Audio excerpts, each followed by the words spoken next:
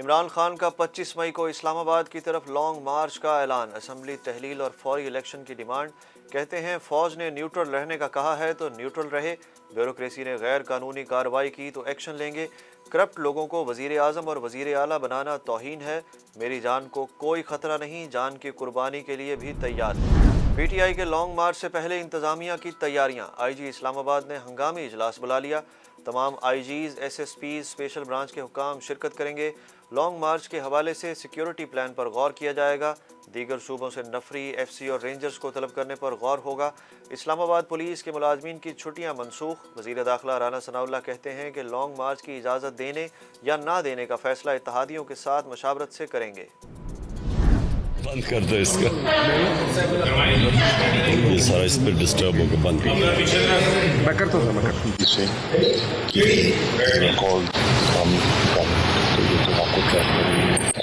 कर दे। पीटीआई की press conference के दौरान कॉल किसकी थी? सोशल मीडिया पर वायरल वीडियो के बाद हर तरफ कॉल करने वाले के नाम में हर किसी की दिलचस्पी। इतवार को इमरान खान की प्रेस कॉन्फ्रेंस से पहले शाह महमूद को एक कॉल आई जो उन्होंने इमरान खान को दिखाई तो इमरान खान ने कहा सब डिस्टर्ब हो रहे हैं, कॉल बंद करो।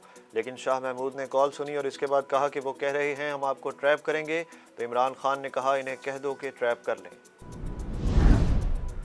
गवर्नर पंजाब कौन, फैसला ना हो सका। सदर मुमलिकत आरिफ अलवी ने उमर सरफराज चीमा के गवर्नर बरकरार रहने के बारे में समरी वजीर आजम को भिजवाई थी, लेकिन वजीर आजम शहबाज शरीफ ने सदर को एक और समरी भेज दी कि बलीगुर रहमान ही गवर्नर के ओहदे के लिए मौजू हैं। IMF और पाकिस्तान के मुज़ाकरात का दूसरा दौर आज दोहा में शुरू हो रहा है। वजीर ख़जाना मिफ्ता इस्माइल कतर पहुँच गए। मुज़ाकरात की कामयाबी की सूरत में पाकिस्तान को $1 अरब फौरी मिल सकते हैं।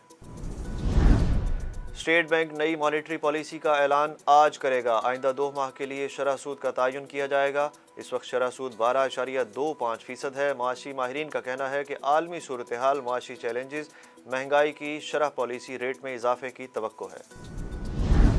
बलोचिस्तान के इलाके शेरानी के जंगलात में लगी आग बेकाबू। आग खड़ोबई, समजई, शरगलई के पहाड़ों तक फैल गई।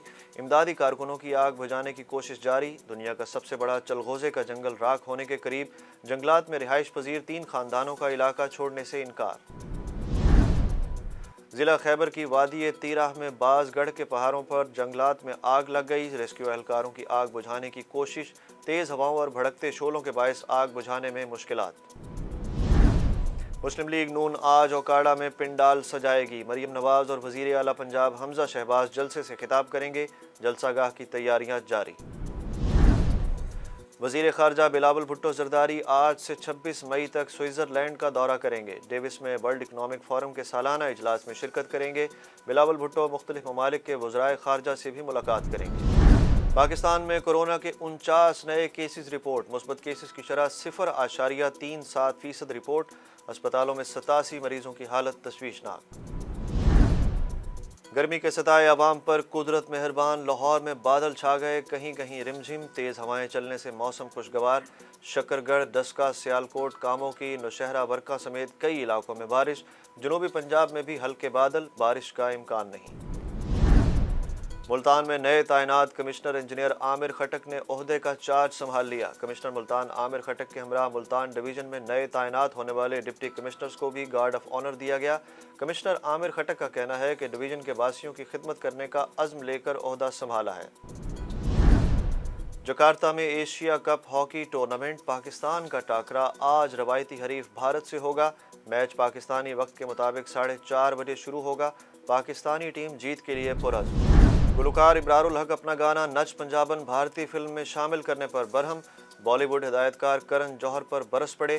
कहते हैं नच पंजाबन किसी भारतीय फिल्म को नहीं बेचा। सोशल मीडिया सार्फिन की भी भारतीय हिदायतकार पर तनकीद।